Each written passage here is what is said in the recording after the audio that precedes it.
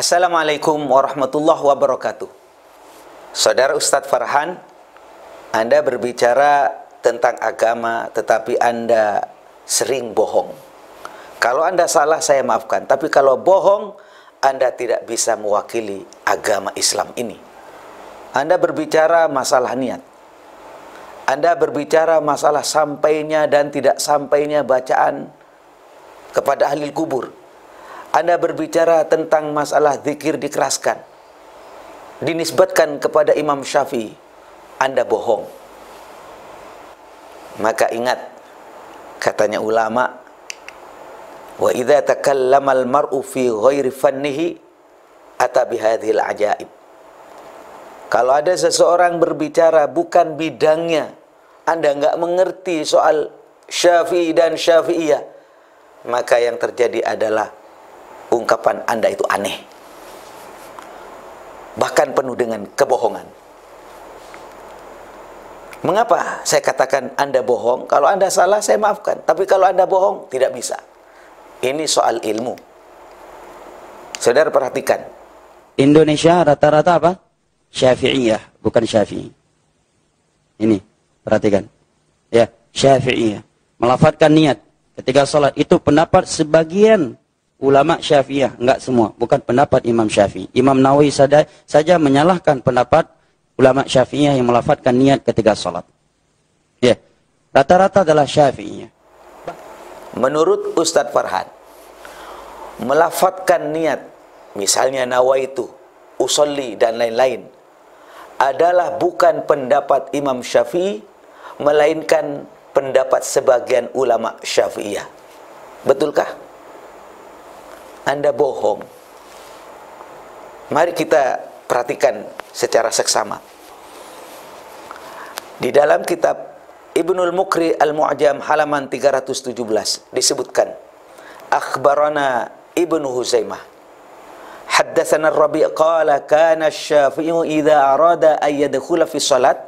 Imam Syafi'i itu kalau mau melaksanakan salat, qala bismillahi muwajjihan li baitillahi muaddiyan li fardillahi azza wa jalla, Allahu akbar.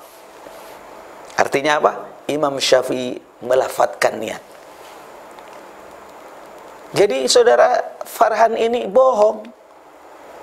Bahkan mengatakan katanya Imam Nawawi tidak menganjurkan. Bohong lagi Anda itu. Mari kita cek Imam Nawawi, pentarjih utama mazhab Syafi'i. Beliau menyampaikan, wan niyatu, adapun niat, bil qalbi, itu ada di dalam hati. Wa yundabu, dan dianjurkan, disunatkan, an-nutqu, mengucapkan, kubailat takbir, sebelum takbir. Anda baca di dalam kitab Minhaj At-Talibin juz 1 halaman 26. Bahkan banyak menyelisih pendapat Imam Syafi'i. Contohnya mengirim pahala Al-Quran. Imam Syafi'i berpendapat tidak sampai ke mayat. Ya. Yang kedua, kebohongan Ustadz Farhan ini. Katanya mengirimkan pahala Al-Quran tidak sampai. Menurut Imam Syafi'i. Lagi-lagi Anda ini hanya membaca literatur sekunder. Saya katakan Anda itu cetek. Coba bagaimana Ibnu Hajar menyampaikan, wa qala al-Hasan Ibnu Sabah Az-Za'farani sa'altu Syafi'iyah anil qira'ah. Saya bertanya kepada Imam Syafi'i anil qira'ah, bagaimana membaca Quran indal qabri, di samping kuburan. Faqala, Imam Syafi'i menjawab, la ba'sa biha. Catat ini, la ba'sa biha, tidak apa-apa. Anda mengatakan Imam Syafi'i melarang. Tidak. Al-Hafidz Ibnu Hajar menyampaikan, wa hadza nassun gharibun an Syafi'i wa Za'farani min ruwatil qadim wa huwa thiqatun wa idza lam yarid fil jadid ma yukhalifu mansusal qadim fa huwa ma'mulun bihi yalzamu min dzalika ay yakuna asy-Syafi'i qailan bi usuli thawabil Qur'ani li'anna al-Qur'ana asyrafudz dzikri. Jadi kesimpulannya bahwa riwayat yang disampaikan oleh Imam Az-Za'farani ini adalah riwayat yang thiqah dan pendapatnya bisa diikuti. Maka ditarik kesimpulan, Imam Syafi'i menyampaikan sampainya bacaan Quran kepada orang-orang yang sudah meninggal. Karena apa? Li'annal Quran asyrafudz dzikri, karena Quran itu zikir yang paling utama. Anda Ustaz Farhan bohong lagi. Katanya Imam Syafi'i tidak menyampaikan demikian, bahkan melarang. Jadi dalam masalah mengirim pahala Al-Quran tidak sampai, menurut Imam Syafi'i, Ustaz Farhan ini bohong lagi. Contohnya apa? Zikir setelah sholat 5 waktu. Imam Syafi'i dengan tegas dalam kitabnya Al-Um, zikir setelah sholat 5 waktu. Dengan konteks zikir yang telah dibacakan oleh Nabi, itu tidak boleh keras. Cukup dia sendiri yang mendengarnya. Andai kata dia ingin mengeraskan, maka boleh dengan syarat tujuannya agar jamaahnya menghafalnya. Jika jamaahnya belum tahu konteks zikir setelah sholat 5 waktu. Setelah mereka menghafal, mengetahui, maka dia tidak melakukannya lagi. Sebagaimana Nabi melakukannya di awal Islam.